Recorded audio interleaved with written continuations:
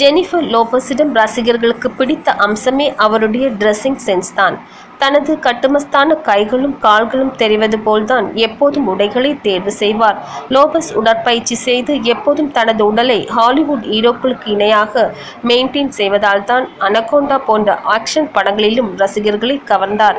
சமீபத்தில் லாஸ் ஏஞ்சல்ஸில் நடந்த pupils choice விருது வழங்கும் நிகழ்ச்சிக்கு வந்த ஜெனி டிசைனர் ட்ரீம் ஆர்க் வடிவமைத்த லாங் ஃபுல் ஸ்லீவ் பிளாக் கவுனில் வந்து அனைவரையும் ஆச்சரியத்தில் ஆழ்த்தினார். இந்த கவுனில் டாப் அண்ட் நெக் டிசைன் முழுவதும் சில்வர் த்ரெட் மூலம் செய்யப்பட்டிருந்தது.